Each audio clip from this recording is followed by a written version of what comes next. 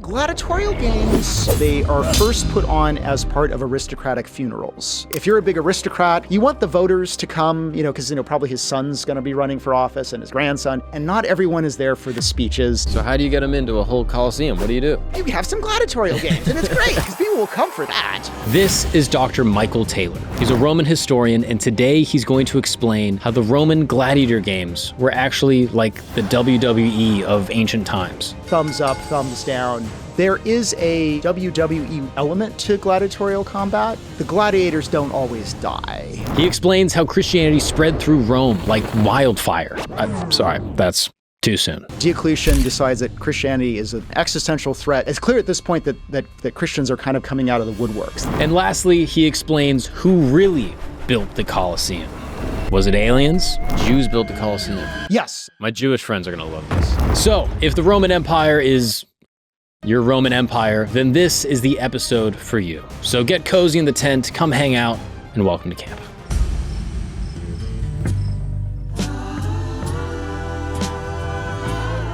What's up, everybody? Welcome back to camp.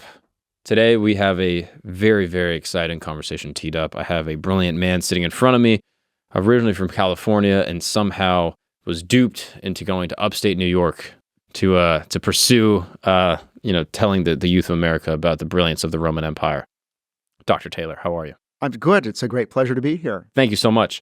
There's a meme that has been percolating on the internet for maybe, 3-4 years that basically asserts that men specifically think about the Roman Empire once a week, maybe once a day.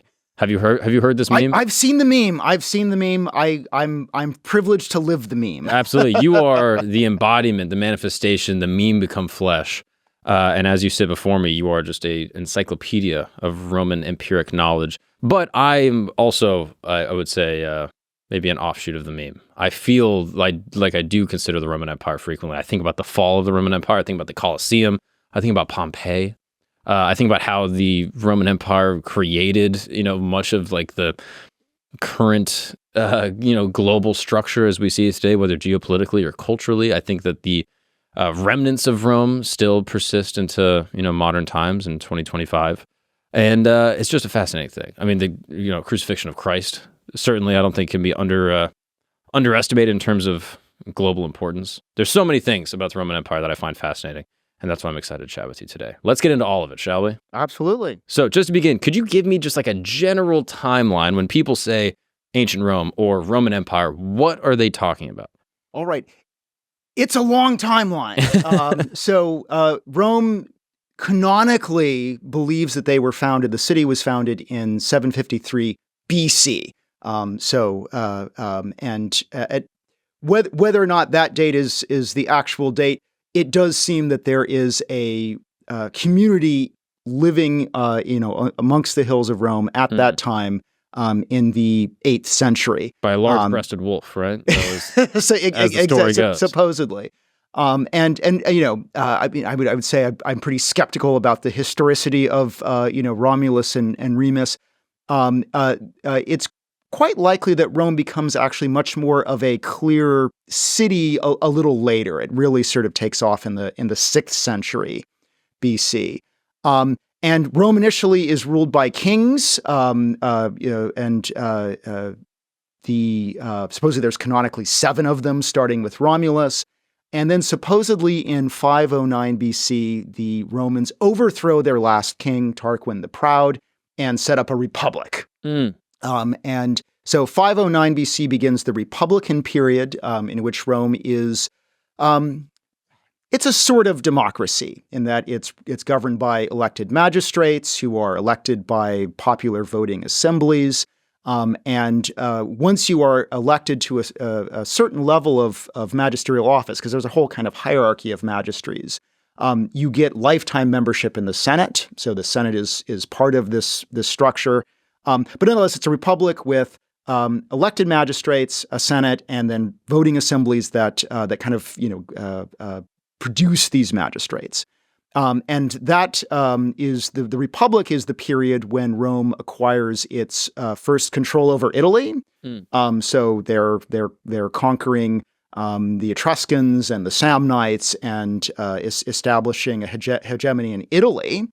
And then starting in the 3rd century BC, they begin to acquire their overseas empire. And the big war is the First Punic War with Carthage. It's the first time they engage in overseas operations. And this is in North Africa, correct? In North. Now, the First Punic War, they're primarily fighting in Sicily, although they have one brief foray into North Africa.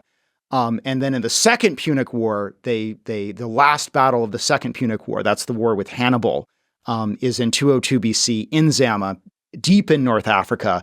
They beat Hannibal's last Carthaginian army and essentially humble Carthage permanently. They'll destroy the city sometime later in 146 in a war that really is a lopsided war. The last one is pretty unfair. Now, people like to look at these Carthaginian battles and the Punic Wars, and they think elephants. I've heard that the elephant thing is a bit overblown, maybe a tad exaggerated. Can you speak to that? Yeah. So war elephants in the ancient world are used as a weapon, but yes, for the Carthaginian Carthaginian elephants under Hannibal are not particularly decisive. When Hannibal sets out to cross the Alps, almost all of his elephants freeze to death or die miserably. And he has one last elephant who may be his favorite elephant. We actually know its name. Its name is Surus, and drowns in a bog. So Hannibal loses almost all of his elephants, and all of his great victories in circling and annihilating Roman armies. Elephants play almost no role in those victories. It's the real key to Hannibal's military successes is his very, very effective use of his cavalry. He's really good at using his horse to encircle Roman armies through these grand sweeping double envelopments. So he's at the end of the day a very effective commander using cavalry rather than his war elephants. Right, because the elephant just seems like a nightmare. They're so big, you got to take care of them. They go slow, and they're afraid of mice, according to cartoons I've seen. So.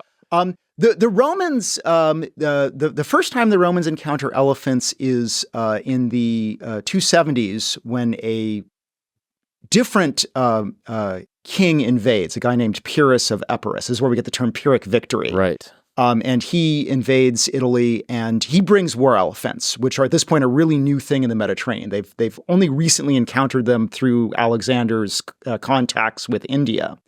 And so this is the first time war elephants have been deployed in Italy. And war elephants are actually probably most effective if you've never encountered them before, because they really do kind of freak people out. And it actually seems the elephants can be most effective because horses freak out when they're around them. And horses spook easily. And if you can kind of cause your enemy's cavalry to stampede, that's obviously a good thing. Now, if you're an early Roman soldier, have you ever seen an elephant before? You probably haven't in 280 BC. Have you heard of them? Like, do you think word gets around like, oh, they have these giant tusks and their big ears? It probably takes some time. Wow. We actually know that the Romans around this time, or a coin is minted, and it's not really a coin, it's a bronze bar. The Romans have a very primitive currency at this point. So it's a bronze bar, and on one side is an elephant, and on another side is a pig. And this, I think, gets actually to your point that elephants are afraid of, mice. There is a story that is related to the Pyrrhic Wars that Pyrrhus has some elephants, and the elephants encounter some Italian pigs, and the elephants are the ones who get scared by the pigs and run away. Oh, wow. And it may be that this bronze bar commemorates that incident of Italian pigs spooking, these big scary elephants. But it does seem that, if you can get your soldiers familiar with elephants, and if you can kind of tell them what they need to do, it is possible for disciplined, determined infantry to stand up to war elephants just fine. Interesting. And ultimately, that's probably one reason why the war elephant just goes out of usage, and it takes time. In fact, the Romans, after they've beaten the Carthaginians, when they go and fight other wars, they will tell the Carthaginians, send us some elephants. And so the Romans themselves use war elephants in the 2nd century. Although, again, these don't seem to necessarily prove decisive. They're present. But the war elephant is, it kind of looks cool, but it never really proves to be a decisive weapon of ancient warfare. I see. So now there's an occupation of Carthage. Rome is officially an empire. Is that fair to say? They got some satellites going? Yeah, and it actually does take time before Rome transitions to an interest in direct annexation and direct administration of places in the Mediterranean that it's conquered. Mm-hmm. So it's unclear that the first overseas province that they obtain is actually it's not in Carthaginian Africa, it's in Sicily. They beat Carthage in the First Punic War. They kick them out of Sicily, and they take Western Sicily as a province. And of course, it seems they're just really interested in the grain. And then, so that's kind of the first overseas province. After the Second Punic War, and they've kicked Carthaginian out of Spain. So they've kicked the Carthaginians out of Spain. They annex Spain, and both start exploiting Spain for its, particularly its silver. Spain's got these huge silver mines, and the Romans are interested in that.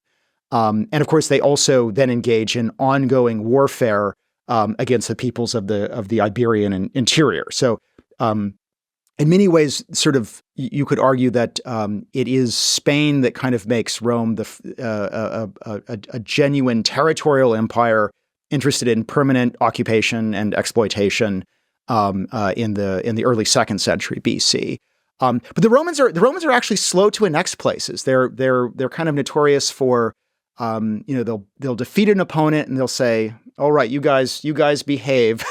Interesting. And then, it may take several, let's take the case of Macedonia.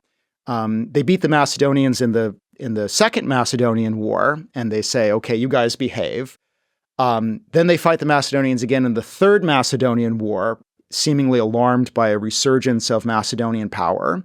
The Third Macedonian War ends in 168 BC. And they say, okay, no more kings in Macedonia. They abolish the Macedonian monarchy. The last king of Macedonia dies in Roman captivity. But they do not annex Macedonia. They leave it, and they sort of divide it up into these 4 republics. And again, they say, okay, you guys behave. Don't trouble us anymore. And then 20 years later, a man emerges who says, "Oh, I'm descended from the last king of Macedonia," and this guy, the Romans refer to as Pseudo Philip, stirs up a rebellion. So there's a Fourth Macedonian War, and after the Fourth Macedonian War, the Romans say, "Okay, fool us 4 times." And it's only then that Rome is annexed as a province and actually receives a routine, has a Roman governor dispatched to administer it. And it has some kind of Roman military garrison. But the Romans are real hesitant to actually annex a territorial empire. It takes time for sort of a hegemony, the Romans simply having such military superiority that they expect people to do what they tell them, to turn into a kind of hardened empire of directly administered by Roman proconsuls or propraetors who are sent out with soldiers to permanently occupy and administer overseas territory. Did the Romans develop this notion of annexation, occupation, or what is the precedent of imperialism at this point?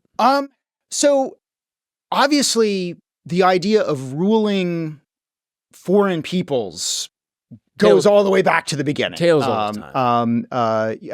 The first great world empire, a huge empire that spans many regions, is, I think, arguably the Persian Achaemenid Empire, which had emerged in the 6th century BC, eventually spans all the way from, briefly from Macedonia all the way into India, This is the empire that Alexander improbably overthrows. But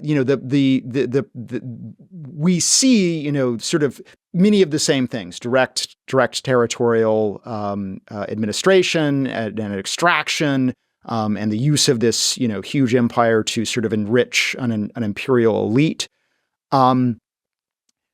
Probably one of the things that makes the Roman Empire actually weird by just the standards of ancient and pre-modern empires is most ancient empires, most pre-modern empires are monarchic from the get-go.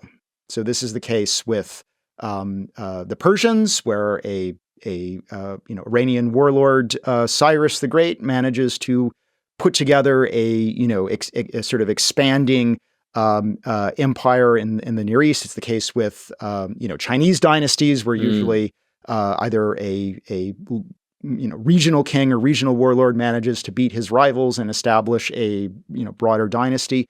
But most ancient empires are monarchic from the get-go. Rome is very unusual in that it starts out as a republican empire, as an empire that's produced by a republican city-state, and it only transitions to being a true imperial monarchy under Augustus, who after a series of brutal civil wars that destroy the republic, becomes the first emperor of Rome, and then we have another 6 centuries of this sort of imperial monarchy. Now, it is the republicanism of Rome, again, deriving from being a republic, some type of democratic process that goes into governing the state. Was that beneficial in annexation and sort of expanding the empire's reach? I think so, and I think a lot of that has to do with oftentimes monarchies can be very status quo. Mm-hmm. If you are a big king, yes, you might, want to engage in kind of conquest on the fringes, or you might want to fight a few wars to sort of boost your political standing. But big monarchies can be, they can be really just fat and happy and okay with what they've got. Right. Also rife with rebellion, I imagine. And oftentimes, more concerned with kind of stamping down rebellions to just keep what you have. Because this power structure is top down. You have one guy that says, "I'm destined by God," some type of divine right of kings, or a prototypical version of that, to say that I'm going to rule these people. And then it's up to the people to eventually just rebel in some capacity. And that seems like the cyclical nature. But now that you have this Republican system, the power is now sort of dispersed at the bottom level, now moving upwards. Yeah. Now, and I mean, I think the classic case in the period of Roman expansion of a big kingdom that just spends all of its time tamping down rebellions is the Seleucid Empire, which actually basically is based in the Near East. It actually has the footprint of the old Persian Achaemenid Empire, but is now ruled by a descendant of Alexander's generals. And that's basically all they do. They've got this huge domain, and the kings just kind of, are constantly moving around, tamping down the various rebellions that are always popping up. A waste of time. It's one, I think, feature of now, and of course, one key thing is the sort of democratic aspects of the Roman Republic only apply to a citizen body in central Italy. So, if you're a Roman subject in Spain or Macedonia, you're not involved in that process. Mm-hmm. And indeed, there are a lot of Italians who, at least in the 3rd and 2nd centuries, during the period of this big expansion, aren't Roman citizens. They are considered socii, that's where we get our term social, and they are essentially subjects. They don't have a vote. They cannot vote for Roman consuls, even though they serve in Roman armies. So Rome has a very big citizen body. But there are limits. There are limits on who's involved in that kind of those sort of democratic processes that govern the Roman Republic. That being said, the one thing the Roman Republic is really good at doing is it spurs competition amongst Rome's political class, basically towards aggressive warfare, because they elect the two highest magistrates of the Roman Republic are the consuls. So you're 2 elected every year, and you've basically got 1 year in your consular office to make a name for yourself. So you're moving the football forward every chance you get. Exactly. So, you get elected consul, you get, a powerful army, you get a 20,000 man army, and you've got 1 year and your clock starts to tick. And so these guys are just hyper aggressive. They're not interested in the status quo. They're looking for a war that they can pursue as sometimes they pursue it quite recklessly, but they pursue very aggressively. And the kind of goal, if you're a Roman politician, is to win your war. This allows you to have a special parade called a triumph, which is a procession through the streets of Rome. You drive the captives that you've taken in the war ahead of your chariot. Your soldiers follow behind, oftentimes singing, sort of dirty songs about you. But everyone's in a good mood, and to have a triumph is it's the pinnacle of being a Roman aristocratic male. Not everyone gets to do it. And so if you do get to do it, it's the best possible thing that can happen to you. Oh, that's fascinating. But this is an incentive system that really motivates Roman generals towards extreme bellicosity. They're always looking for a war. They're always engaged in aggressive military operations. And this is probably something that actually drives Roman expansionism, because every year it's 2 new guys looking for a fight, and trying to pursue that, whatever war they're lucky enough to get, they try to pursue it as aggressively as possible. Oh, that's interesting. And I think this explains why Rome is, a far more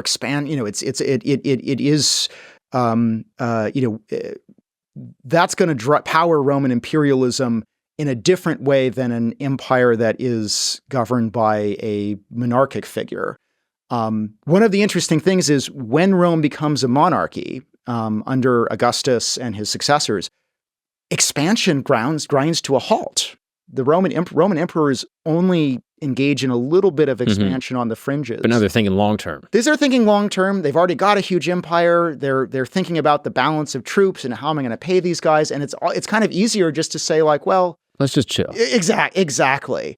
And so, I think it's not a coincidence that Rome's great period of expansion is the Republic, and its great period of status quo maintenance is the what we call the imperial period, but being governed by emperors. Now, I'm going to dare be a pseudo historical scientist here, but I wonder if there's any extrapolation we can make to the modern time with this idea that when you have every country in the modern world, or at least in the 20th century, as some type of democratic republic, does that force progress to happen quicker? Because you have these politicians that are maybe stoking war or pushing forward advancements in order to gain some type of political standing, and as a result, from these wars you have technological invention that then benefit the people. Mixed in with capitalism, I wonder if that leads to this rapid, almost exponential growth of technology in the 20th century is partially due to the political and governmental structures that our nations have. I mean, I would. This is outside your purview, but now we're speculating. I would agree. And certainly, and actually, there is a recent book by a Stanford historian, Walter Scheidel, who actually argues that the Roman Empire, particularly the imperial period governed by emperors, is really a period of stagnation. Mm-hmm. There's very little technological development, and some of that is. He argues big empires aren't good for that. On one hand, they're not going to encourage developments in warfare because they've obtained their kind of imperial footprint, and also the kinds of wars that empires do fight tend to be asymmetric, right? It's fighting peoples or rebels on the periphery where the empire is much more powerful than the folks on the periphery. And so Scheidel argues that, one reason why we start to see both the sort of big technological takeoff starting in the early modern period, and also one reason why we see it in Europe is totally fragmented. You've got all of these little states. They're all fighting their little wars. And so they start developing both, technologies to do that, including gunpowder, eventually steam power, exploitation of fossil fuels, the Industrial Revolution that takes off actually in England around the time of the massive wars of the late 18th and 19th centuries. But they also start to develop a political process that can help, it encourages kind of experimentation with political processes that have sort of arrived at representative democracy, which emerges actually in a whole series of kind of experiments and competitions. But there's probably a reason why all of a sudden, the countries that are in some ways some of the most successful countries of this period, Britain, the United States, they've kind of hit on the formula of representative democracy, and that in turn helps to fuel, as you point out, the further technological developments that continue to kind of move on that exponential curve. Fascinating. Wow. Now,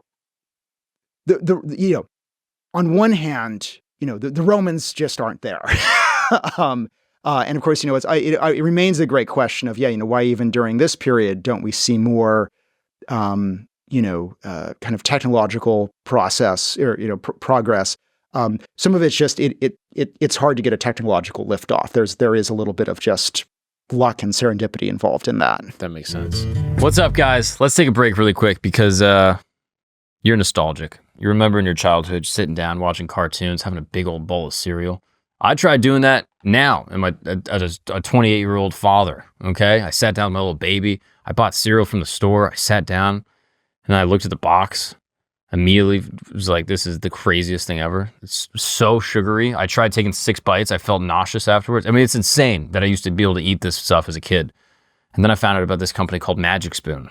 Yes, Magic Spoon is an amazing, wholesome, high-quality alternative to some of the, cereal brands I used to eat as a little kid. I mean, they have amazing flavors. They got fruit ring circles. No idea what that could be. They have cocoa, not the P word. They got cocoa loops, and I wonder what that is. And you already know what it is, okay? And here's the crazy thing. It tastes as good and has less sugar and is actually great if you're someone that's counting carbs. If you're a carb-conscious connoisseur, Magic Spoon is a thing for you. It's absolutely amazing. It tastes great. And, I mean, in every serving, you're going to get 12 grams of protein on the go when you get the Magic Spoon cereal bars. You remember these cereal bars from when you were a kid. You would sit down, you would crush like a whole box of these. But now Magic Spoon has the alternative that is going to taste as good, if not better, with 12 grams of protein on the go. So if you're interested in trying out some Magic Spoon, specifically the cereal bars, you can probably go to Amazon or find them at a grocery store. But if you want to be frugal, you want to, save some money, use the promo code CAMP. That's right. Secret for all the people listening to this program. The promo code CAMP, CAMP, when you go to magicspoon.com/camp, you're going to save $5 off your next order. So have some fun. Feel like a kid again. Sit down with your kids and enjoy a nice big old bowl of cereal without all the guilt. Let's get back to the show. What's up, guys? We're going to take a break really quick because if you're anything like me, you're probably running late. You might be running late right now listening to this podcast, all right? You're just trying to get out the door and you realized you didn't have time to have a nutritious meal. And that's why I want to talk to you about Huel, because Huel is your on-to-go complete meal in a bottle. That's right. Everything you need in this little bottle right here. We got 35 grams of protein, 27 vitamins and minerals. I don't even know if that's a lot. I think it is 27 vitamins and minerals. I think testosterone is one of them because I feel amazing when I drink this. And 7 grams of fiber, all in this bottle right here. It's got everything you need to get you powered through the day, to perform better at the gym, to perform better at work, probably to perform better in your intimate time with your husband or even your wife. All I'm saying is that if you are running behind on life and you need a nutritious meal in a bottle, Huel is the way to go. It's perfectly balanced. It's got everything you need, and it tastes amazing. I mean, this one right here is like a chocolate milkshake. It's crazy. It tastes actually super good, but it's not a chocolate milkshake. It is actually all the nutrients you need to get through the day. If you're interested in trying out Huel, I have great news for you. Because listeners of this program, when they go to Huel.com. That's HUEL.com. And use the promo code CAMP. You're going to be getting 15% off plus a free gift for new customers. What is that gift? I think it comes with cocaine, probably. Anyway, Huel.com. Use the promo code CAMP. Unlock a healthier, easier way to eat with Huel. Completely nutritious meals in just a few minutes so you can focus on what really matters, all right? Being productive and listening to podcasts. Let's get back to the show. Now, I want to shift gears to discussing early Christianity and, this occupation of Judea that leads to the crucifixion of Christ. At this time, which I know is a little bit outside of, military history per se, so feel free to punt on any of these. But at the time of Christ and early Christianity, would word of this person that, is, known as Christ, whatever his name might have been, Isa ben Miriam or Yahshua ben, Joseph or whatever, however he would have been described, would this have gone back to the, head consulate in Rome? Would Tiberius have known about this person named Christ? Did it cause significant disruption around the time of his death, or was it only after his death that it caused disruption? Probably this is only something that is going to come to sort of, imperial awareness afterwards. In that, for Pontius Pilate, who's the equestrian governor, he can kind of execute non-citizens and probably doesn't need to report that back up to higher. Now, he can't execute Roman citizens because this is actually one of the old sort of quirks of, the transition from the Republic to the Empire. But one of the foundations of sort of Roman libertas, Roman freedom, is the idea of, it's called provocatio, which is basically the right to appeal. If you're a Roman citizen, you can't be put to death by a Roman magistrate. And under the Republic, you have the right to appeal to a Roman voting assembly and say, either I'm innocent or they sort of have to approve that sentence. Now, the empire, is established, and that right is actually transferred to the emperor. So you're no longer appealing to a Roman voting assembly, but you still have the right, if you're a citizen, to appeal to the emperor. And of course, the classic case of this is Paul, who has Roman citizenship, and that's why when he's sentenced, he has to go to Rome now. So in that instance, so anyway, for Jesus, probably that is not being sent up. This is just one of many, people that are getting executed, by provincial governors. The first sort of a time that reference to Jesus or awareness of Jesus turns up in kind of Roman sources is under the reign of, I believe, Claudius, where in his one of his biographies written by a biographer named Suetonius, it's mentioned that he expels, and here it kind of, I believe it gets, he expels Jews from the city of Rome because of the instigation of a certain Chrestus. I think the most obvious interpretation is these are early Christians, and it may be that again, early Christians, but moving through a diasporic Jewish community and those who are sort of affiliated around it. We are Jews that follow Christ as the Messiah. And it's like, okay, well then what are you? And I guess in the early Roman Empire, they weren't exactly sure what to refer to them as. Is that fair? Yeah, I think it takes a little time for the Romans to figure out kind of what's going on. Who are we killing? Yeah, what do we call it? There's a famous letter by a governor, and he's being sent to Bithynia. So he's being sent to what's now modern-day Turkey. And this is around, I believe, 102 AD.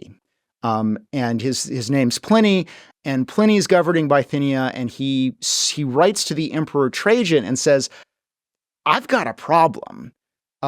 There's some folks who call themselves Christians, and I'm under the impression that they're kind of bad, and people are informing on them. What should I do? What should I do with them? And Pliny's initial solution is, he's saying, I'm doing some investigations, and people are people are saying they're doing a lot of bad things, but all I can tell is they're kind of gathering and singing some hymns. And so Pliny's initial response, he says, well, look, I asked them to sacrifice to the emperor, which would usually mean probably burning some incense to the imperial cult. And if they don't do it, I kill them. I kill them. And again, almost all Christian persecutions, the crime is almost what we might consider contempt of court. That is, Roman magistrates ask you to do something, you don't do it. And in many instances, when we have sort of, when kind of Christian communities preserve the trial transcripts, it frequently is the Roman magistrate saying, you really should, can you just renounce Christ and go home? And they say, oh, I don't want to. He said, come on, renounce Christ. The Roman magistrate is always sort of begging them to come on. We don't want to kill you. Yeah, exactly. But we can't have Christianity. And so again, the punishment is again, usually, like I say, it's a kind of contempt of court punishment. You're being so recalcitrant that, we've got no choice. But Pliny, says, he says, I'm asking them to sacrifice the emperor. If they sacrifice, they're good. If not, they're punished. But he also says, what should I do about these sort of anonymous accusations? Because it's also clear there's a kind of witch hunt going on in Bithynia, and that, if you don't like your neighbor, you're secretly reporting that they're a Christian so that the governor will bring them in. It's like, ancient McCarthyism or something. In some ways, yes. And so Trajan's response is, he says, Pliny, you did everything exactly right. No anonymous accusations. He says that runs counter to the spirit of our era. So this is the first time that we actually have evidence of, a Roman governor writing to the emperor and actually saying, I've got this situation. What should we do about it? And this is already, in the very early 2nd century AD. So it definitely takes time for the sort of Roman imperial system to start trying to process what's going on. Interesting. Now, is crucifixion common throughout the Roman Empire, or is this kind of isolated to Judea?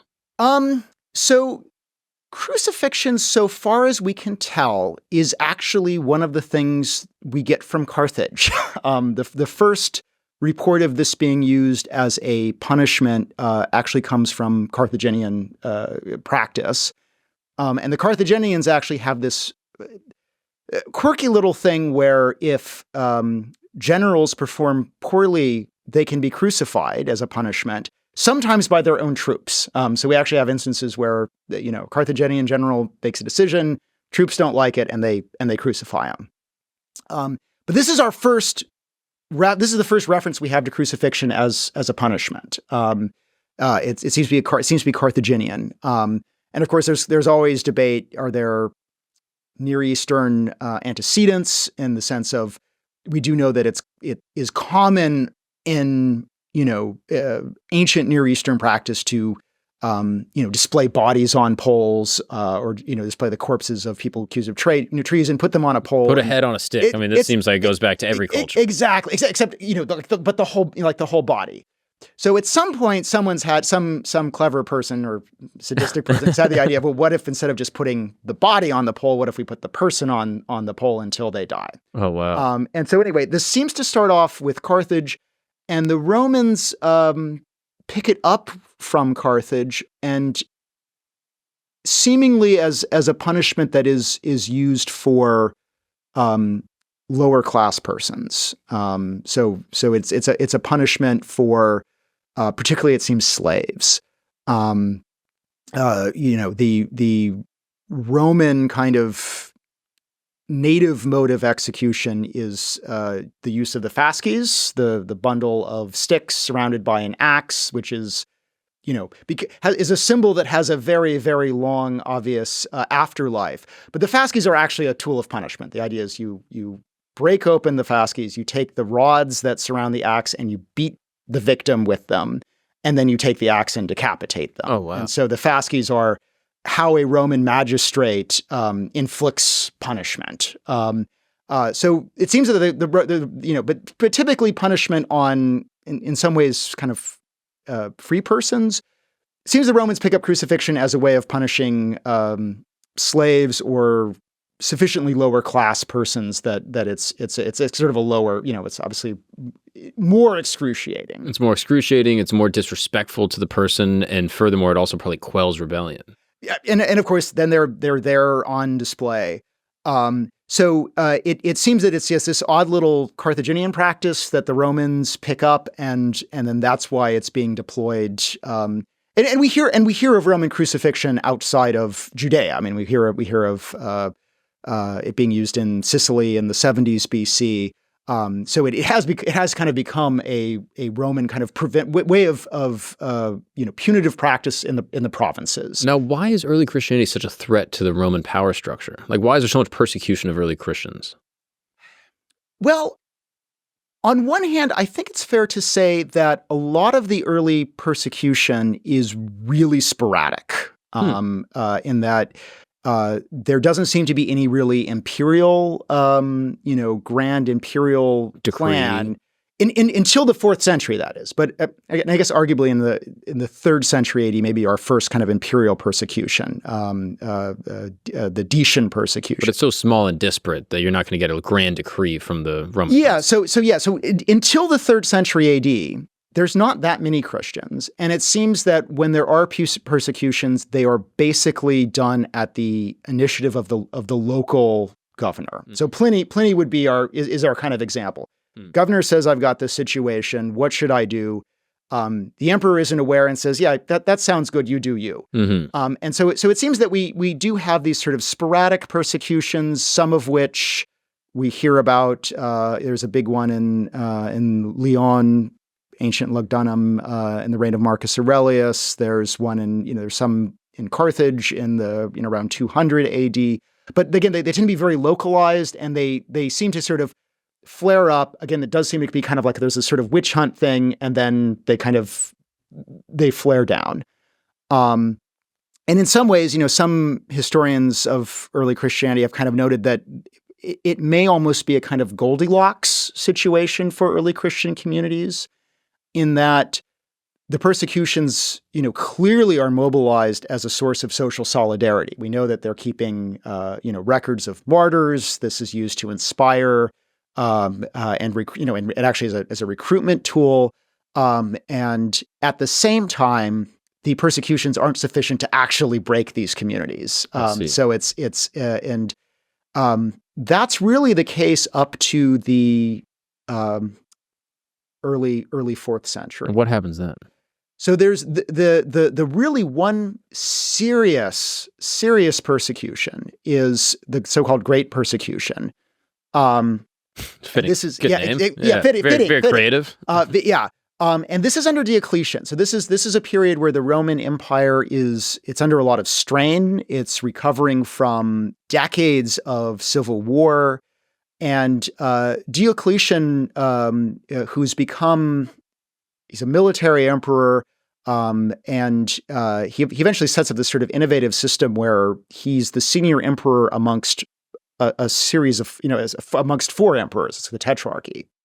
But Diocletian also seems to, for whatever reason,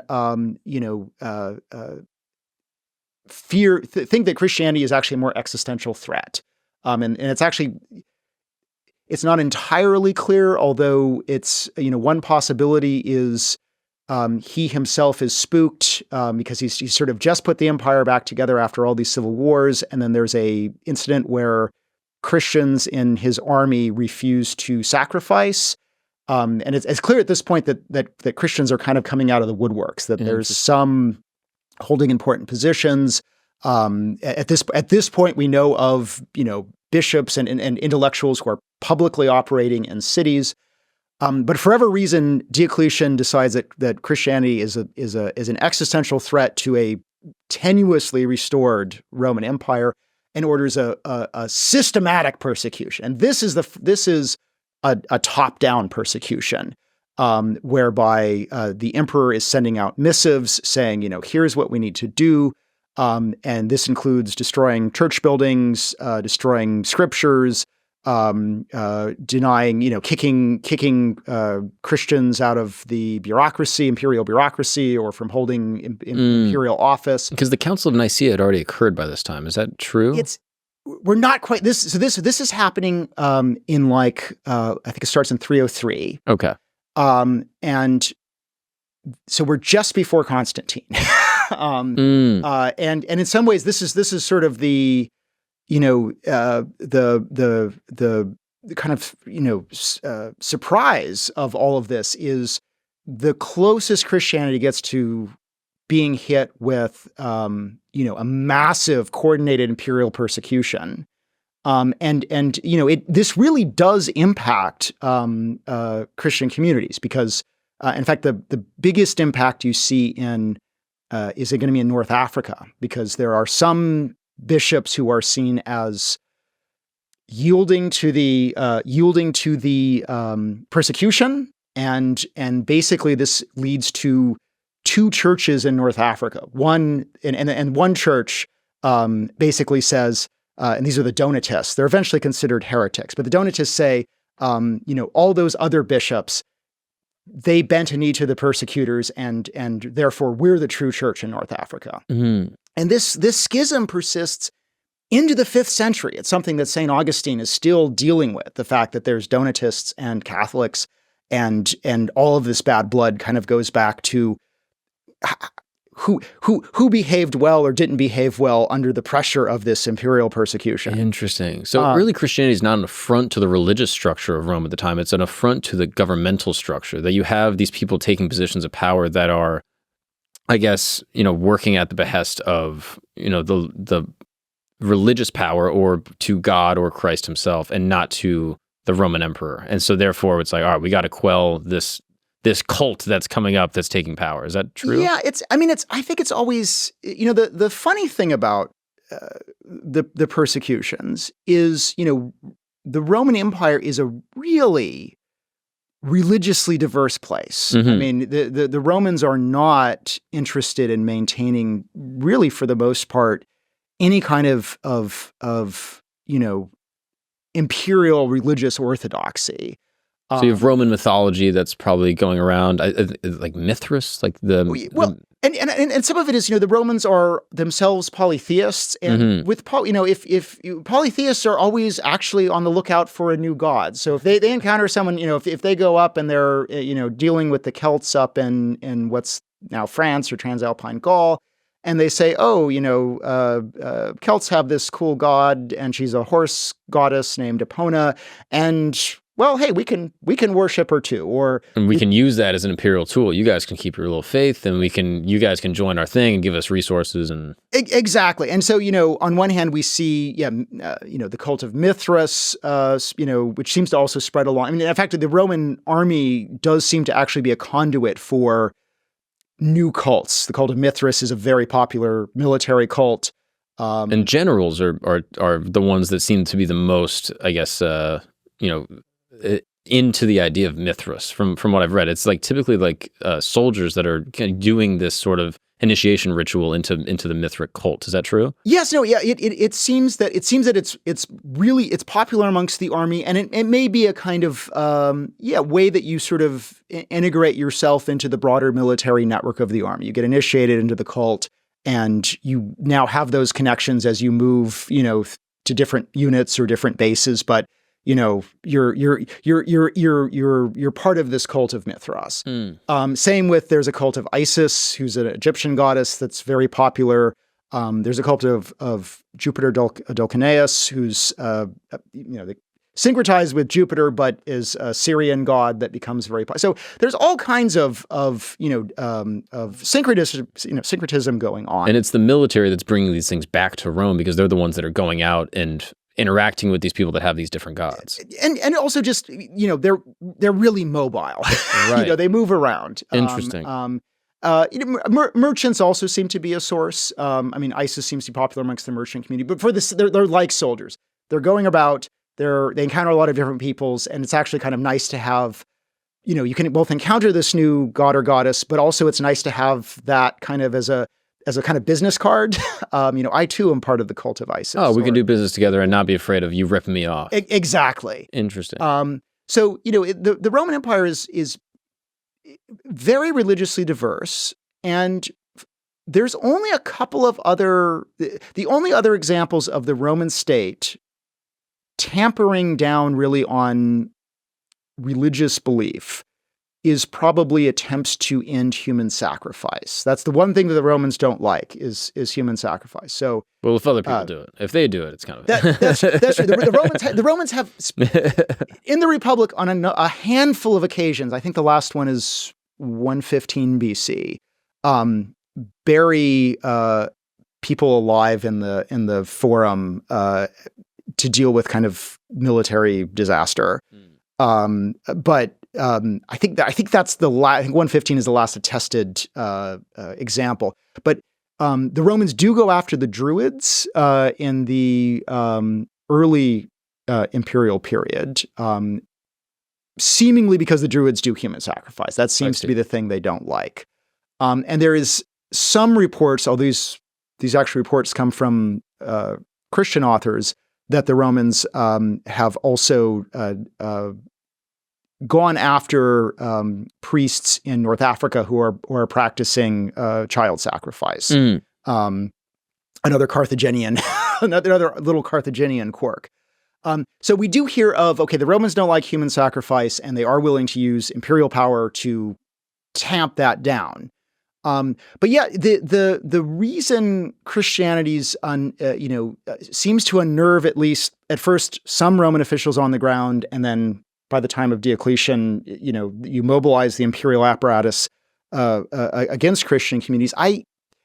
It's always a little unclear. Some of it is probably just because it's new. I mean, the Romans have a deeply conservative mindset, and they can deal with stuff that's old. The Jews are monotheistic.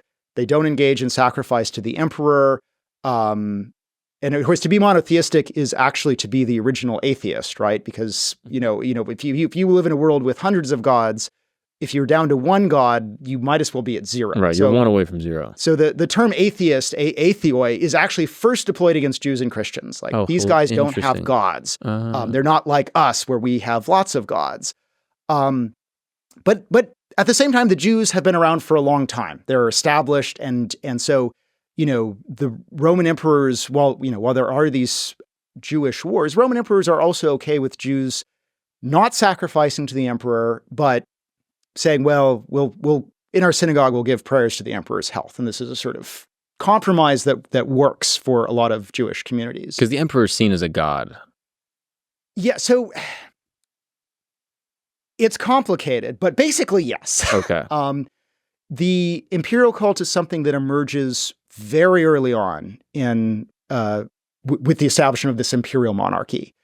There is a tension because it usually comes from provincial communities. So provincial communities will, write to Augustus or Tiberius and say, we'd like to establish build a temple in your honor and offer sacrifices in your honor. When the imperial monarchy is still quite new, emperors have to be a little cautious because you're still surrounded by, all of these senators, and you're still operating under the fiction that, Augustus says, I've just restored the republic. I'm not an emperor. I'm just one more, honest official of a restored republic. It's a lie, and everyone knows it's a lie. But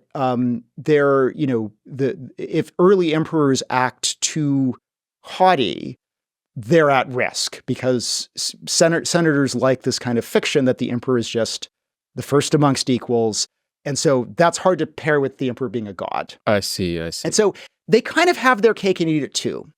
They will accept the worship and the imperial cult when it's being offered both by provincials and very quickly also by people in Italy.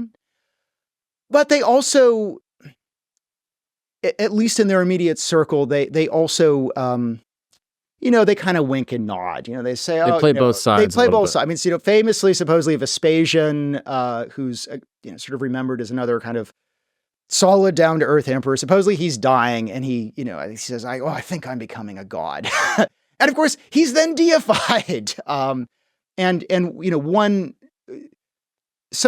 One aspect of this is that while emperors are given cult while they're living, usually officially in Rome, they don't become gods until they die, at which point the Senate will actually officially, deify them. Oh, that's so interesting. And the early republic nature of Rome is great for expansion, but it causes difficulty with civil war. Yes. And so in order to stop these civil wars, you have Augustine that says, all right, I'm both. I'm, the first amongst equals, but also kind of a god and playing this both sides thing like you're discussing. Mm-hmm. And I can see how that causes an issue when you have these monotheists that say, we're not going to play your little game of, oh, you're an emperor, but you're not.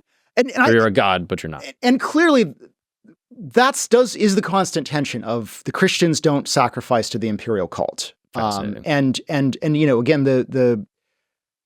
this is a bit of a generalization, but a lot of ancient religion involves, I guess what religious scholars call orthopraxy.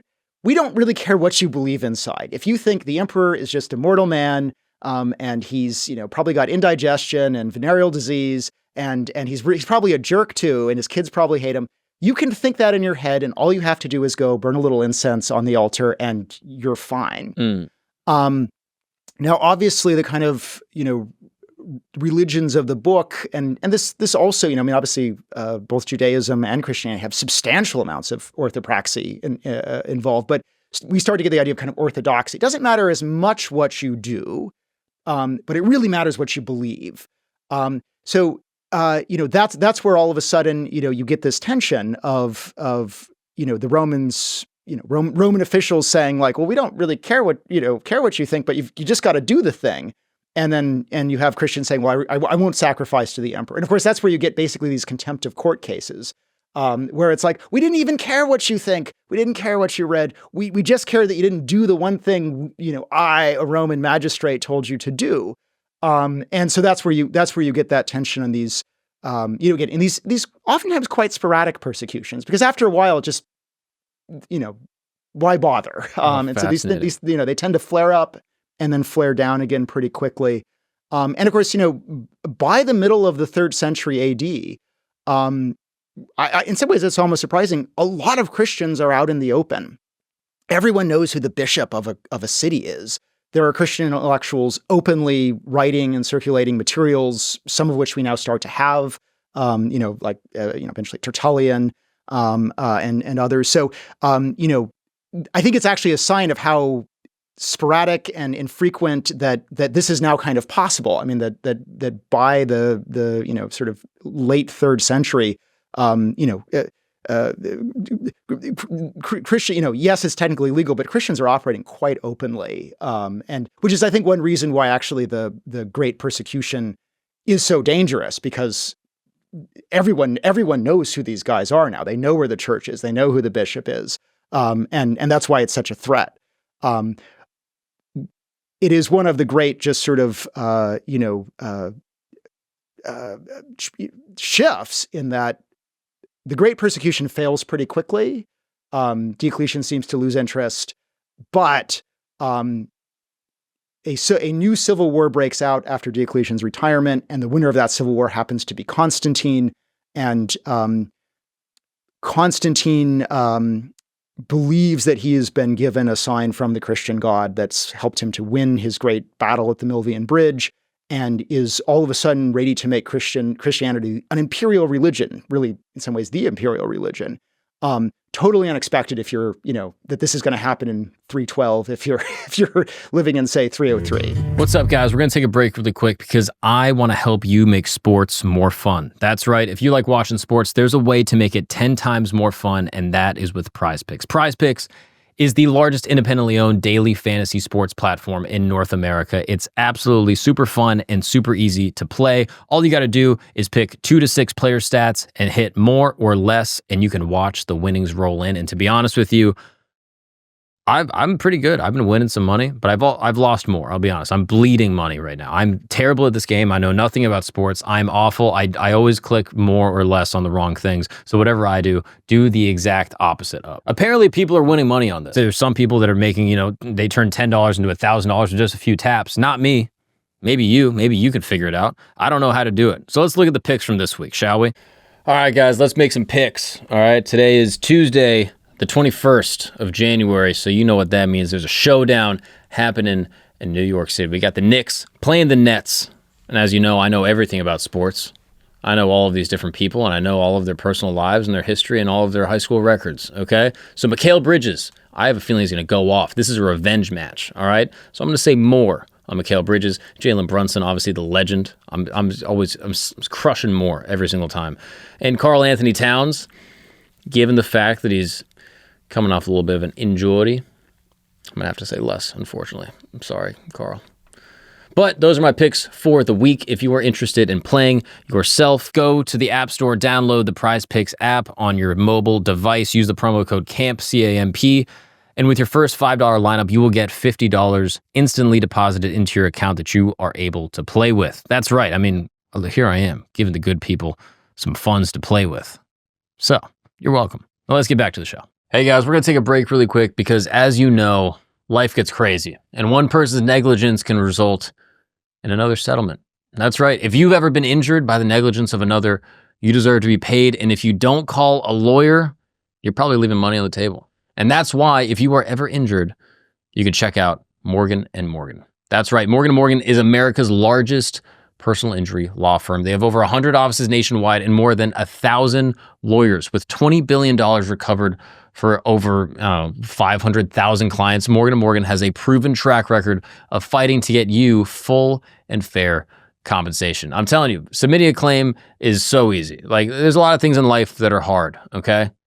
A lot of things. I mean, I don't know, trying to open a beer can, but your hands are really cold. That's hard. But submitting a claim with Morgan & Morgan is easy. So if you are ever injured, you could check out Morgan & Morgan. This is where it gets amazing because their fee is free unless they win. That's right. Unless they can win your case and get you money, you pay $0. So for more information, go to forthepeople.com/Gagnon. That's correct. forthepeople.com/Gagnon, or dial pound law. That's pound 529 from your cell phone. That's for the people, forthepeople.com/Gagnon, or dial pound law, pound 529 from your cell phone. And also, I'm pretty sure this is a paid advertisement. I think I have to say that. Anyway, let's get back to the show. What was Constantine's apparition again? Do you remember? I forget exactly what he saw, like a cross at the end of his victory or something like that. I can't remember. Yeah, there are several versions, and off the top of my head, I don't remember all of the specific versions. But he sees either a cross or a Chi-Rho, the Greek first two letters of Christos, and in some instances, I think hears a voice. And again, we get slightly different versions. I mean, Constantine himself may have told this story in slightly different ways. He's been somebody who seems to, in his career, have been interested in both epiphanies. He'd previously claimed that he was in a temple of Apollo and that Apollo came down and talked to him. So, and this is before 312 when he's still a pagan. But it's also possible that interest in, Apollo is the sun god. He may be someone who's either looking into the sky, looks to the sky kind of for religious motivation or inspiration. But yes, he claims some kind of vision where a Christian symbol appears to him, and that this is what grants him, the victory, perhaps by putting the symbol on his soldiers' shields in his subsequent battle, the Milvian Bridge, which establishes him. He's not quite yet the only emperor in the Roman world, but establishes him as the dominant emperor in the West. Oh, wow. So now Constantine takes over, becomes Christian, and then spreads Christianity across the Roman Empire. It seems to take actually a little bit of time. One thing that Constantine doesn't seem as interested in is while he's made it the official religion, and obviously, anytime the emperor does anything, people will start to emulate that. I mean, we know that when the emperor changes his hairstyle, all of a sudden, his statue goes out with the new hairstyle, and then all of a sudden, provincial elites, when they put up their statues, they put it up with the emperor's new haircut. So we do know that there's just going to be, people will follow the emperor's lead, and that probably, of course, is going to be a huge boost for elites both at the provincial level and imperial level, looking to Christianity as a religious option. He does not, though, go after paganism. There's still a lot of pagan temples. Pagan temples are still receiving at imperial, funding or subvention. There is still a lot of pagan activity even in the reign of Constantine. It's not really until the 380s that the imperial apparatus actually moves against a lot of pagan institutions. And there'll still be pagans in Rome, into the 5th century. In fact, one reason Augustine writes the City of God is Rome gets sacked in 410 by the Visigoths, and there's still a lot of pagans who are saying, "See, look what happened. We gave up the worship of the traditional gods, and just as we were predicting, this calamity happened to the city." Which is why, that is, City of God is a massive and complicated text, but that's the basic gist of Augustine saying, well, maybe the actual physical city of Rome wasn't necessarily the city of God, and you're sort of misinterpreting that. But so paganism doesn't go away overnight, and it really probably doesn't start to take a real hit until the late 4th century. Now, what Constantine does do is, Constantine's seen this sign, and he knows he's won this victory, and he knows, so he's like, okay, he doesn't know anything about Christianity, right? And so he's sort of, and of course, one thing that he does when he looks around, he's like, okay, so what do I believe? What do we believe? Yeah. And it's immediately obvious that, no one is sure. That there are a lot, there is a much greater variety of Christian belief, simply because, when this isn't, when you're an underground movement, even though there are intellectuals, and again, these intellectuals are starting to publish and write more openly, you really can kind of speak of Christianities, right? Every single Christian community has its own bishop, and may believe different things. It's not until the late 4th century that they agree on the canon. So the idea that even Christian, they've agreed already in the 3rd century on the 4 Gospels. Mm-hmm. So they do know that. So that's something. But people are still using all kinds. People are still reading and copying and transmitting many, many Gospels beyond the 4. And they have not agreed on the full 27 books of the New Testament. So in fact, this doesn't happen until again the late 4th century, when the Bishop of Alexandria actually says these are the only 27 books. He was writing to all his monks out in Egypt. He says, these are the only 27 books you should have. Please burn everything else. And we know that they don't burn everything else because at least one monastery takes a bunch of their non-canonical books, buries them in a pot, and this pot gets dug up in 1945, and it's the Nag Hammadi library. It's the huge library of some quite weird and wild Christian texts, but that are clearly also being read. Are these the Essenes? The Essenes are Jewish, like mystics, yeah, right? Is that fair to say? Mystic ascetics, maybe. Okay. They are. There's some debate about this, but they may be associated with the Dead Sea Scrolls, and that Qumran, that kind of community of Jewish ascetics in the Hellenistic period. The Nag Hammadi library is, or again, it's referred to by religious scholars as the Nag Hammadi library, but it's just a giant pot full of books, full of papyrus.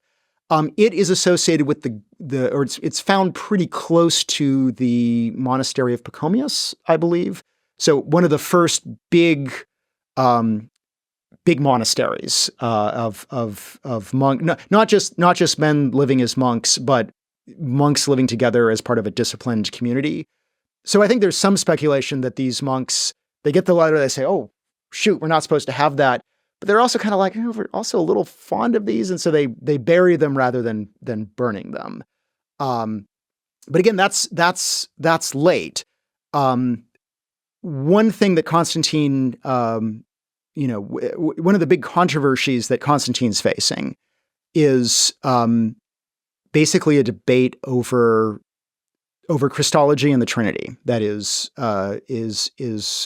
Christ, co-equal and co-eternal to God the Father, or is he a divine being who nonetheless was created by God at a later point and therefore is in some way inferior in power, or in the hierarchy of gods, or is it a polytheistic thing that's also monotheistic? And yes, the Trinity, I guess, is not explicitly detailed in any of the Gospels of how it should function.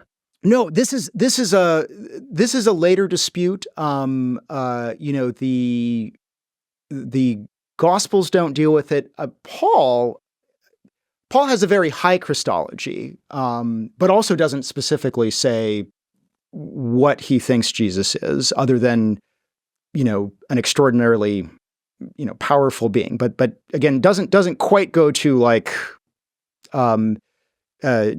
Jesus is God. Basically doesn't give us like an explicit one-stop shopping Trinitarian description. So the closest that we get, and this is probably one reason, of the four Gospels, Matthew, Mark, and Luke are, they're synoptic, right? They tell basically the same story. Maybe some things get mixed up. I mean, it's clear that, Mark is actually the core for both Matthew and Luke, and they've incorporated some other traditions, including a kind of sayings tradition. But they're basically the same. That's so you can read them side by side. John gets a little wild. And then John is wild. And yet at the same time, John, without question, has the absolute highest Christology of all the Gospels. And that's, I assume, is one reason why, we know from Nag Hammadi that a lot of wild, crazy stuff did not get included. Mm-hmm. And I think John gets included because of the high Christology that it embodies. But they still haven't worked it out. So when Constantine says, "Okay, guys, I'm in. Tell me what I believe," and he starts to realize there's a massive dispute that's going on within the Christian community, and the basic, it's eventually considered a heresy, but it's associated with a priest named Arius who says, Christ is again not co-equal. He's not co-eternal. He's a divine being, but he's sort of inferior to God the Father. This is why they come together at Nicaea, which is just across the straits from where Constantinople will be, and they have this huge council. And this is where they hash out at least the first kind of version of the Nicene Creed. There's a couple of additions that in the across the 4th century that tinker with it a bit. But this is actually the first time that there's the idea that all Christians should believe the same thing. And this is done because of imperial power, right? This is an emperor has gotten all these bishops there, an emperor. And the funny thing is, it seems that Constantine is a bit more sympathetic to the Arian side. And a number of Constantine's sons seem to be straight up Arians. But Constantine is also just, he's a pragmatic guy. And he says, well, okay, this is what we've decided. I guess this is the belief. And that is one reason why, even with, say, the fragmentation of the Protestant Reformation, which of course leads to, some theological disagreements. But in terms of the basics, Christianity is much more homogeneous, even in, 1700, simply because, of basically the effects of the 4th century of all using the same books, all believing the same basic, Christology and Trinitarian beliefs. This is actually a product of the fusion of Christianity and the raw power of the 4th century AD imperial state. Wow. So now what does Christos, could we actually pull up again, I'm not talking to Jesus here. I'm talking to my friend Christos, who just happens to be Greek.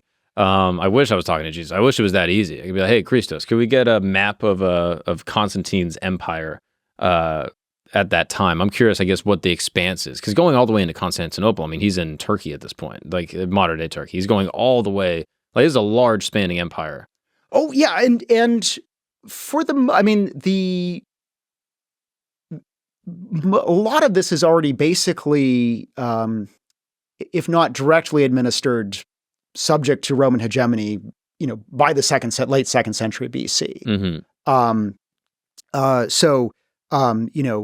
Again, a lot of the activities, the military activities of Roman emperors, including the big military emperors, is eternal sort of restoration. That if there is a revolt, you crush it. If there's a civil war, well, probably you're the emperor because you won that civil war. But for the most part, I mean, there's a bit of conquest. Trajan is actually notable for, his conquest in both Dacia, which is provincialized, and then also Mesopotamia, which is ultimately the Romans pull out. But yeah, the Empire of Constantine is basically the what we would sort of think of the standard footprint, running from Britain all the way down the Rhine and Danube, and then across the Hellespont through, and then a kind of this a strip along the Near East, and then across to North Africa. I mean, it's a tricontinental empire. So you're not joking. This is a whole thing here. Wow. I mean, yeah, it's massive. The entire Mediterranean. There's no coast or beach you could go on in the Mediterranean that wouldn't be under the rule of Constantine. Yes. And how was he as an emperor? When does the Pax Romana start? Am I jumping ahead? What's up, guys? We're going to take a break really quick because I got to tell you about an amazing service known as Blue Chew. That's right. Blue Chew is a service that basically delivers this chewable tablet to your door whenever you want, once a week, once a month. I don't even know if they could do it that frequently, but they'll send it right to your door. You don't have to go to the doctor and have some awkward conversation with some guy in a lab coat, some dude that's judging you, probably, if I had to guess. With Blue Chew, it's super discreet. The packaging is discreet. It's just a couple questions on their website, and they will send you chewable tablets that have basically the same active ingredients as like a Viagra or a Cialis, but at the fraction of the cost and in a chewable form. It's great. It truly is. I mean, one time I was in the woods and we were cold and it was raining, and I pitched a tent with the help of Blue Chew, and everyone gathered under it, and we were safe, and it saved me and a lot of lonely people. So if you're interested in Blue Chew, here's how you get it. You're going to go to bluechew.com and use the promo code GAGNON. That's right, GAGNON. It's kind of funny. Gagnon as the promo code. I don't know why exactly, but it is funny. And you're going to receive your first month for free. That's right. BlueChew.com. Use the promo code Gagnon. Check it out. Blue Chew. Let's get back to the show. Oh, no. So, I mean, the Pax Romana, which is obviously while the Romans do speak of, use this term, it's oftentimes a kind of modern historical term simply to describe, usually the end of the major civil wars under Augustus. And of course, Augustus, Pax, and Pax means peace, but it's a peace that's been achieved through military domination. It's not a kumbaya peace. It's a peace that is based on, the superiority eventually of not just Rome, but the Roman emperors. So Augustus, Pax is critical to his new imperial ideology. It's a major selling point. He's like, look, I not just restored the Republic, but I brought peace to the world after what we recall was just a brutal series of seemingly never-ending civil wars. And I'm sorry, Augustus is before Constantine? Yeah, so Augustus, he wins the Great Battle of Actium in 31 BC. Oh, wow. So he's like a good, over 300 years before Constantine. Oh, wow, okay. So Diocletian still comes in and causes a ton of problems. Exactly. I would say that most, as a kind of historical term, probably would be used to describe the period from Augustus after 31 BC up until around 180 180 AD, which is the death of Marcus Aurelius. I think you could actually arguably bump that up towards the Severan period. There's actually a big civil war that takes place after the murder of Marcus's son, Commodus, who is good, Joaquin Phoenix and Gladiator. But the 3rd century AD is a really bad time for the Roman Empire. In fact, historians will speak of a 3rd century crisis. And basically, the Pax Romana is characterized by both very stable frontiers. And yes, there's fighting with the Germans, and there's some fighting with the empire that Rome borders in the Near East, the Parthians. But it's actually pretty mild. Rome's able to sustain the kind of Pax Romana with surprisingly light military footprint. I see, and that's why it's known as the Pax Romana. And it's not because there wasn't any war; it's that the front was generally stable. The front's stable, and I think probably most importantly, there is very limited civil war. I mean, the worst war that Rome can have after it's established its Mediterranean empire is a civil war, because the Germans can't harm a Roman legion as badly as another Roman legion can. And of course, once you've got a civil war, every casualty is diminishing Roman power. Right. The deadliest war in American history is the American Civil War. Precisely. And so, after Augustus wins at Actium and ends again what had just been a brutal series of late Republican civil wars, there's not going to be another civil war for a century. And then there's a very brief civil war after Nero is compelled to commit suicide. It's the year of the 4 emperors. Basically, as each emperor peels off with his army, and the winner of that war is our friend Vespasian. And Vespasian had just been lucky enough that right before the civil war breaks out, he's given the most important military command because there's a big war going on in Judea, and he says, "We're going to put pause on this war while while we go and he establishes himself as emperor." But that's 1 year. And then subsequently, our next big civil war is going to be 193, also only lasts 1 year. And then starting in 238 AD, with the fall of the Severan dynasty. The Severans, I haven't seen the film, but the Severans are the dynasty featured in the new Gladiator film. But starting in 238 AD, there is almost nonstop civil war. And so this is again referred to as the 3rd century crisis. And this is coupled with increased threat coming from the frontiers. The Germanic tribes are starting to organize into confederacies and are capable of much greater military threat, raiding, invasions. It's kind of during the Pax Romana, maybe a bunch of, German guys from the Hatti or Cheruski would, organize a raiding party and come over and carry away some people. And that caused some problems, but it was manageable. Now you've got, vast, large Gothic armies raiding down, getting as far as Anatolia. They're actually crossing the Hellespont and raiding into Anatolia. They sack Athens. And they're doing this in part because Roman armies are so busy and depleted, like clashing with each other. So this is the 3rd century crisis. This is the crisis that Diocletian ends. And so this may be one reason why Diocletian's so sensitive. He's well aware of how fragile the Roman Empire is at this point. And this may be why he's so spooked, supposedly at an incident where some Christians in his army won't sacrifice, because he realizes how quickly this has not just come apart, but has been, he's barely got it back together.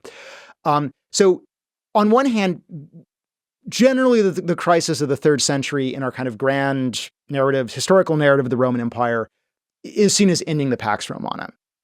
And of course, it should be noted that, the crisis of the 3rd century isn't a crisis everywhere. you could be a farmer in Africa during the the entirety of the crisis and are living just fat and happy and everything's great. And you maybe hear, oh, there's been another terrible civil war, or there's a new emperor, and you're like, well, okay, well, that's nice. And you go back to, raising your chickens, or, eating your porridge, or milking your goat and making some cheese.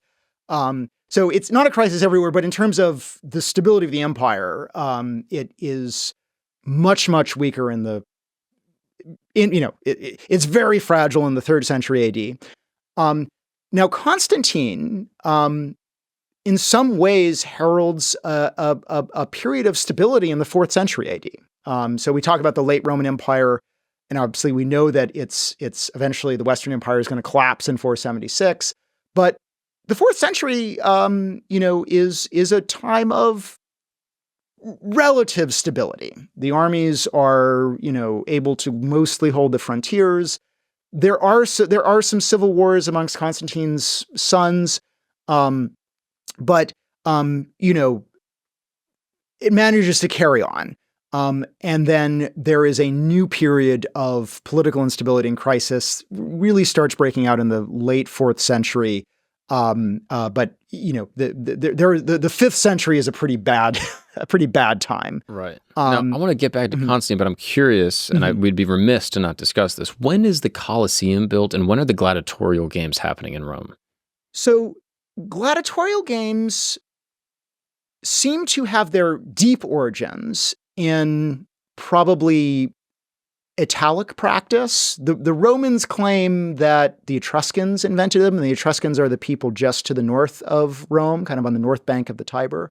Although all of our gladiatorial schools are based in Campania. So for whatever, that seems to be a hotbed of gladiatorial training, which may mean that it's kind of, the Campanians are Oscans initially. They would speak a language called Oscan that's related to Latin, but is its own language. So maybe this is a kind of, ritual combat, or maybe has emerged from sort of aristocratic duels. The first time we hear of them in Rome actually aligns with the Punic Wars, and they are first put on as part of aristocratic funerals. If you're a big aristocrat, and again, it's still the Republic, and so when a family member dies, you want to kind of make sure that the funeral is a real moment to both commemorate that family member, but also re-advertise the family. You want to get as many people there. You give a big speech. You actually have people dress up like the dead guy, and also like his ancestors, and of course you've got him propped up right there. So the aristocratic funeral is this huge event, but you want the voters to come, because probably his son's going to be running for office and his grandson. So you want to get as many voters as you can, and not everyone is there for the speeches and just to see the dead guy propped up and, see actors running around pretending to be him. So how do you get them into a whole Colosseum? What do you do? Yeah. So you have some gladiatorial games, and it's great because people will come for that. You don't have the Colosseum yet. So most gladiatorial games are taking place in the Forum, and are usually taking place in just like you throw up some wooden stands to accommodate your crowd. The Colosseum, which I guess technically the name would be the Flavian Amphitheater, is built again by our friend. It started by our friend Vespasian, and probably it is an attempt to obviously both aggrandize his new dynasty, because remember, he's just a military usurper. He is a general. His family is not one of the splendid established senatorial families in Rome. He just lucked out and got this huge Judean command with a big army right before a civil war kind of unexpectedly breaks out. And so he's won that civil war. But he's now needs to sort of actually establish both himself and his dynasty. He has 2 adult sons, Titus and Domitian. And so it seems that one of the ways that he is, showing to benefit the Roman people is to build this new Colosseum. But importantly, he builds it where Nero had his house. So Nero, late in his reign, is appropriating a huge amount of the city of Rome to turn into a kind of grand sort of a Neronian Versailles. It's going to be this huge, beautiful house. It's going to have a big park and lake, and it's basically turning what had been like places that people lived or walked around or had and turning it into Nero's sort of pleasure palace. And it seems that this is a bit unpopular. And what year is this roughly? So Nero is deposed in 68. Oh wow. AD, 68 AD. So Nero, he's hounded out and he kills himself before he can be killed, basically.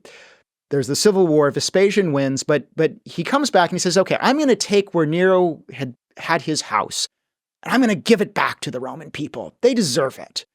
I'm going to create a public space for their entertainment and amusement. And because I've just won the Jewish war, because after the Civil War, he sends his son, and this is when Jerusalem is besieged and captured, and the Second Temple is destroyed. So, a just monumental event in the history of Judaism, and a major war of the imperial period. So he takes the proceeds of that war, and also explicitly says, the Jewish captives, as punishment for rebelling, they're going to have to build this Colosseum to benefit the Roman people. So he even says that I use Jewish slaves to again, if there's one kind of Republican, there's sort of Republican DNA in the imperial period. And the big one is that emperors are supposed to benefit the populace of Rome. They give them free grain. They provide them with public spaces and amusements. And so Vespasian is really playing into that. So this huge Colosseum is constructed. It's either near completion or completed right as Vespasian dies, and then his son Titus, who becomes the emperor. Incidentally, the first time that an emperor has been succeeded by his biological son. The Romans— That was the first one? It was the first time. We've had an empire for over a century, and emperors, for whatever reason, mostly just bad luck, have never actually passed power on to a biological son. It was a nephew or a student or something? It's always been a nephew or it's always been a relative of some sort, a stepson. And now they've always adopted a successor, or when they can. Sometimes when Caligula dies, he doesn't have time to adopt anybody. And so they find his uncle hiding behind a curtain. This is the Emperor Claudius, and he just becomes the emperor. But this is the first time actually that we've had a true sort of biological succession. And we won't have another one until the death of Marcus Aurelius, when he's succeeded by his biological son, Commodus. This is, I think, a strange quirk of Roman imperial history, of how rarely we actually get genuine biological succession. So at any rate, Titus dedicates the Colosseum, and it's the Colossus is a statue Nero had built, seemingly him of him or of the sun god Helios, maybe with Nero's face. They just changed the face a little, and that's the Colossus of the Colosseum. So probably the formal name would be the Flavian Amphitheater, because it's Flavius is Vespasian's family name. But the Colosseum is in operation by 79, 80 AD, and yes, will be the great landmark of the city of Rome going forward. Wow. And it's known as the Colosseum not because the arena was so colossal, because there was a statue. Yes, from the colossal statue that's in front of it. Oh wow! And that statue is obviously no longer there. No, that's gone. Wow, that's interesting. And it was perhaps Nero or perhaps the sun god. It's disputed. If I remember correctly, it's Helios. Although again, it may be they said it was Nero, and they said, well, actually, Nero is he's on the out. So it's actually Helios. We like the statue. We'll keep it. Oh, that's fascinating. So Jews built the Colosseum. Yes. So my Jewish friends are going to love this. Yeah, they say they built everything. Like, we built the pyramids. We built the Colosseum. And the interesting thing is, by and large, most labor on urban construction actually seems to be free labor is relatively important. And in fact, there's a later story that I believe is associated with Vespasian, where someone brings him some kind of useful machine, whether it's a ramp or a crane. It says, this can speed work on X or Y project. Because Vespasian is a big builder. The Colosseum isn't the only thing he and his dynasty builds. And supposedly Vespasian says, oh, we can't use this. Like, the people need the employment. So public works are definitely seen as in some ways, actually as another economic benefit to the Roman people.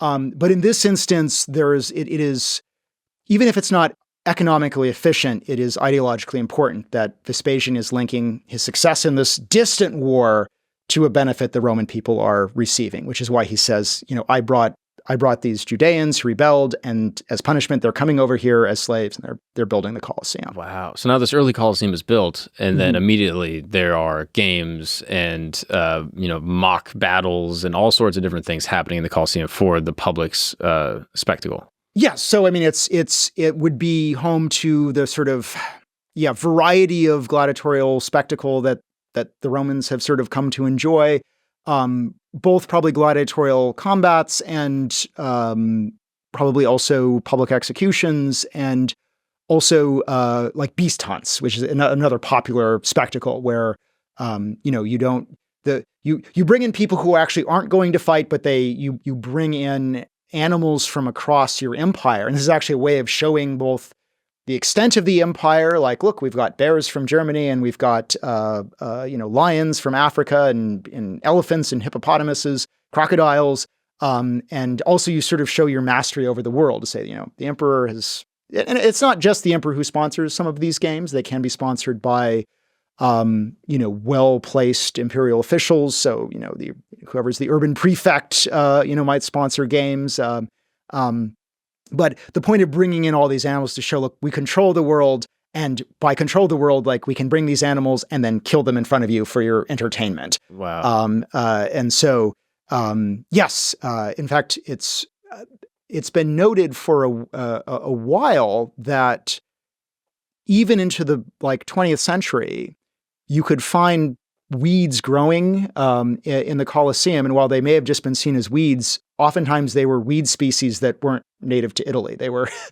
They'd probably come over either the animals had ingested them and droppings, or they'd just been carried over. But there really is a sense the Colosseum is where you see the world that the empire dominates. Oh wow! So the height of the Colosseum was far before Constantine, or I guess the Christian Empire, the Holy Roman Empire. Yes, and one of the cultural consequences of Christianity is it does bring it into the gladiatorial spectacles. Bishops do not like them. They obviously are associated with the martyrdom of Christian martyrs. Right, because they're bringing Christians in there to get eaten by animals. Yeah, and so once the empire becomes officially Christian, eventually they'll just be explicitly banned by imperial rescript, that you cannot have human on human. Now, this doesn't mean that other spectacles which had been popular, those continue. So chariot racing is still enormously popular. Going to Constantinople in the 6th century, the Emperor Justinian is almost overthrown by a series of riots that kind of seem to be sparked by the chariot faction. So this isn't the end of big spectacle, but gladiatorial combat, its end comes with Christianity and with the belief that that's incompatible with Christian emperors and Christian officials sponsoring that kind of violence. Wow, that's fascinating. And so these gladiatorial games, the gladiators were, I guess, originally not necessarily, ardent warriors that trained their whole lives. Like early on, they were slaves, is what I was told. Yes. So it seems that they are typically enslaved. I think there is some evidence eventually of gladiators who are free, but basically agree to accept discipline and training as if they are slaves. For what purpose? Fame, money? Yeah, I mean, it seems that, they're kind of celebrities. They certainly are they have careers, and we do know there is a WWE element to gladiatorial combat, in the sense that the gladiators don't always die. Really? And it actually, one element of the spectacle is like a really good gladiatorial game, particularly if it's being sponsored by the emperor, may actually have them fighting all the way to the death. But in many instances, if you're some guy in a provincial city and you're putting on gladiatorial games, you are renting the gladiators from a ludus, a gladiatorial training school, which is a business that you set up your ludus and hire a lanista or multiple lanistas, the gladiatorial trainers, and you rent gladiators for these spectacles. And if one gets killed, or they have to pay you extra, so it's more expensive if they're truly fighting to the death. And so in many instances, it seems that there are gladiatorial combats where one guy wins and one guy loses, but they both live. And I think the way we know that is we do have gladiatorial inscriptions that describe gladiatorial careers of gladiators who've retired and so survived and retired, and they mention losses, which means at one point they lost and were not killed. Fascinating. Now, again, for really good games, you might have a body count. So that isn't to say that gladiators don't die, but it's actually the sign of like, wow, that was great entertainment. That was a great show. Did the audience know that they lived, or was that they were kind of carried out and then they went to a different... Well, so there's two. I mean, one is the whole idea that there is some kind of, the person sponsoring the games, presiding over the games, can simply allow a gladiator who's been defeated but has fought well to be spared. And there's the whole question of the thumbs up, thumbs down, which is Hollywood. We know from, I believe, Juvenal that gladiators, there is some kind of turning of the thumb for living or dying. I will just put this out there. This is my hypothesis. I have no research to back this up. My guess is the turning of the thumb is stick them in the neck like this. Interesting. There's very little authority behind that statement. That's speculative. But it's as speculative as thumbs up, thumbs down, which has of course now just become a symbol. But that's from Hollywood in the 20s, inventing what they thought was the turning of the thumb. And of course, it seems, I think Juvenal does describe like the crowds want to see him stuck in the neck. They're which may means they're going, Ugula, stick him in the neck. At any rate, clearly in some instances, if you're this poor guy and you're like, oh gosh, the more gladiators die, the more I'm going to have to pay the the guy I rented them from. He may say, oh, that was a good fight. Whatever the turn of the thumb for living, he gives that. And so gladiators often survive. And it does seem that, I believe it's been speculated that, when we have images of gladiators, they're quite fat. Really? They're shown as not just kind of muscle bound, but kind of chubby. And my guess is that's to actually enable flesh wounds that make a good show. Again, I'm being a little speculative here, so I want to admit that we don't know, but we do have gladiators that are shown as fleshy. And my guess is that they just get a lot of flesh wounds, and that's the show. Like they've been wounded, he's been defeated, well, he fought well, and then they both go back to their ludus, and the guy putting on the show doesn't have to pay as much for the show. So again, there's like I said, there's a bit of WWE in the sense that there probably is for some fights. Is it kayfabe? Kayfabe? Kayfabe. Okay, that's probably an aspect. Wow. There are certainly gladiatorial combats that are genuine life or death scenarios where the losing side is killed. So that also is a reality. Oh, that's fascinating. I've never heard this before. That is so interesting. And who is the most famous gladiator? Like, who is the Dwayne "The Rock" Johnson of the gladiatorial games? Is there one person that rises above the ranks that was known through the Roman Empire, or was it more disparate and kind of localized? Here I'll have to admit, I can't think of a name off the top of my head. We certainly do have graffitos that I believe, like people scratching a name on a wall, and that seem to show that these guys are like popularly known. Later on, I think they tend to be a little later, but we do have mosaics that feature gladiators, but the gladiators are named, which would actually suggest that it's sort of like This is The Rock or, the Undertaker. We also eventually will get inscriptions of gladiators who clearly have had either, in many instances, probably regional careers, but have had substantial careers that they feel that they should commemorate that with an inscription describing, again, their wins and their losses. I'll have to admit, off the top of my head, I can't say who was the Rock Johnson of gladiators, but they certainly are known. Yeah. Do any of these ring a bell? Spartacus. Carpophorus. Spartacus, of course, is famous because he leads a revolt against Rome. And what is actually interesting about this Spartacus is actually known. So from Pompeii, there is preserved by the eruption a wall painting that shows probably late Republican gladiatorial combat, based on both kind of the equipment and the styles. It's written in Oscan. So it's at a time when the city in Italy is still a Oscan speaking community. But there is also shown a figure on horseback. It's clear that this is part of a gladiatorial combat because there's a guy like blowing a horn. So there's non-gladiators. But it shows two combatants on horseback, and the one that seems to be losing, he's being chased by the other. But there's a little Oscan. It's written in the Oscan alphabet that says Spartacus. Again, is it the Spartacus?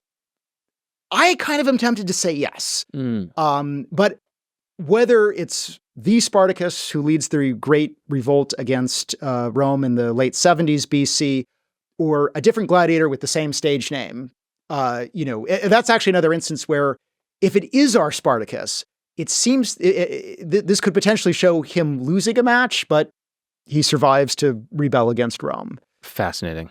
Oh, wow. This is so interesting. My timeline on this is all so mixed up. I guess, I don't know. I saw that as a progressive, decline. But when people say like, oh, Nero fiddled while Rome burned, what are they referring to? And I always thought that was the end of the Roman Empire, but it seems like not the case.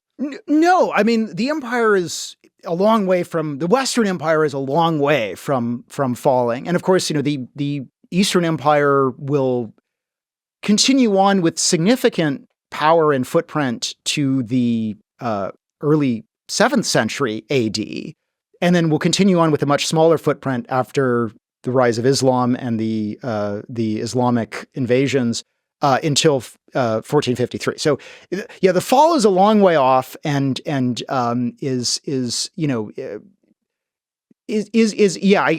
think that is something we should be cautious about, is just saying like, okay, well, they've peaked and it's just kind of a decline. I mean, Roman power and the state efficiency and capacity of the Roman state is going to fluctuate. There's some highs, there's some lows.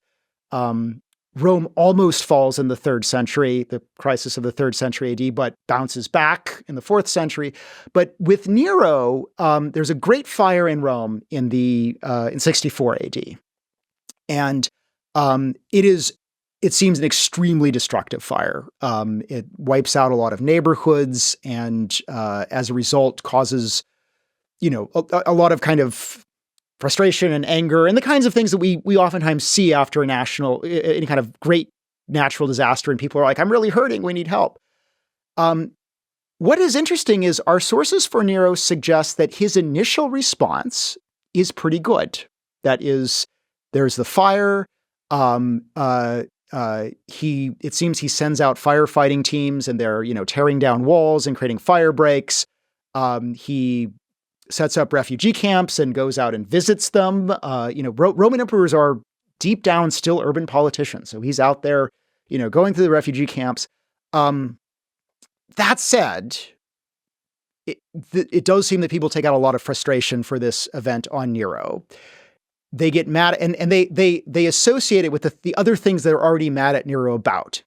Firstly, Nero's performances are always seen as kind of tawdry. They don't, Nero is this sort of, for whatever reason, thinks it's a good idea to go out and kind of, as emperor, perform his little song and dance show. And people kind of really say, oh, That's just not. It's not quite right.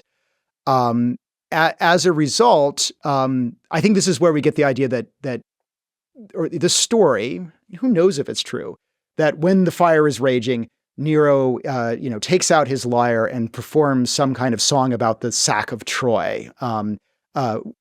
Whether or not it's true, it accords to one thing people don't like about Nero. Namely, we think it's tawdry for the emperor to be out here singing and performing in public, because that's just seen as beneath the dignity of a Roman emperor.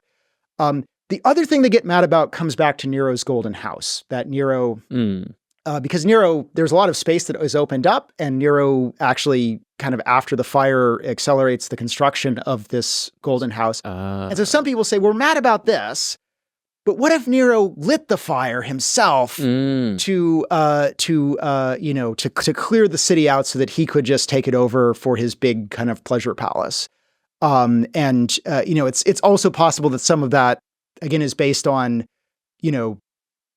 people seeing Nero's firefighters going out and, doing what firefighters do, which is sometimes, if you're fighting a wildfire, you got to cut down some trees to stop the fire. So they may see some of his firefighters tearing down houses, like as part of that emergency procedure to check the fire, and say, but wait, I did see people tearing down houses.